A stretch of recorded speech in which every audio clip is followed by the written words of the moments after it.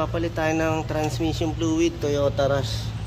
Kailangan natin tanggalin oil pan, kaya kailangan natin kalasin yung pinaka cross member para maibaba natin tong oil pan ng transmission. Yung ayun, yung cross member. Sa tanggalin natin yung mga size 10. Okay, para matanggal natin yung pinaka filter, ito. Tanggalin natin tong size 8 na to. Yan, nakalock siya dyan. Ano ba? Oo, ito nakapatong lang din dito yun. Ayan, ito naman. Opya, tingnan natin. Yan, baba mo na, okay na yan. Okay, yan o, bali dumi na rin, no? Okay. Okay, bali yan, nalinisan natin yung transmission filter. Pre, kabit mo na, pre, oh. Nilinis natin ng kerosene tsaka ATF lang din. Huwag na yung tubig. Ayan, ito yung inugasan natin ng tubig sabon, yung pinaka oil pan.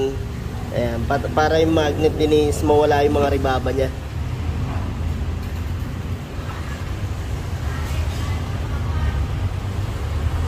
Yung transmission filter, huwag na natin sabunin tsaka tubig kasi medyo mahirap tanggalin dun yung pag nabasa ng tubig yun. Kerosene, tapos hugugan natin ng bagong ATF. Yun, para mas maganda yung linis. Okay, bali yan na. Binabalik na natin yung pinaka oil pan. O yun nga mga idol, bali. Kasi may nakitira sa...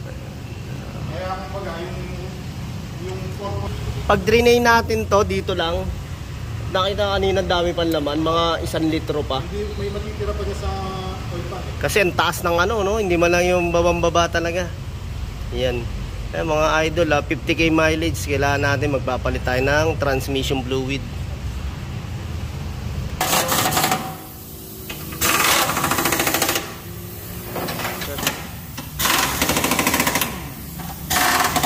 Bibigyan ko lang. Ayan, bali binalik na natin yung pinaka-cover. Ayan.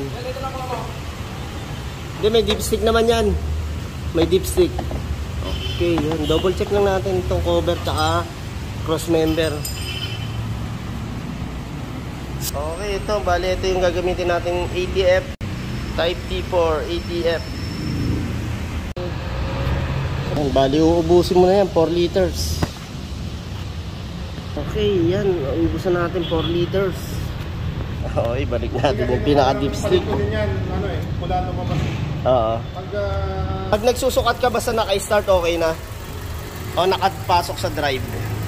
Basta yung ating sa kailangan level natin nasa H. Yan, high. Saktong level lang transmission fluid natin.